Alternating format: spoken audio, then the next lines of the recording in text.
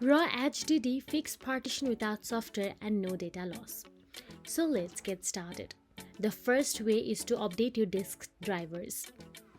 If you don't update disk driver for a long time, simply press Windows plus X and select Device Manager and expand disk drivers, then right-click the RAW external disk and select Update Driver.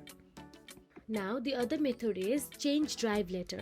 If your external hard drive does not have a drive letter, you can try to assign it with a new one.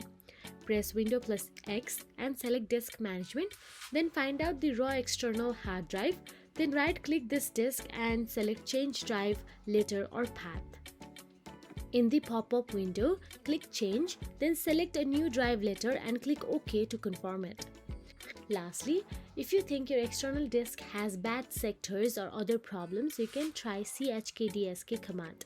Press Windows plus R to open the run window, then type cmd and click OK to access command prompt with administrator priority.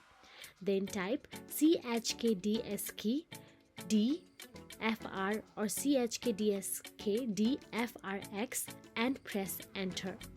So that is it. If you found this video helpful, please like, share and subscribe our channel, and thank you so much for watching.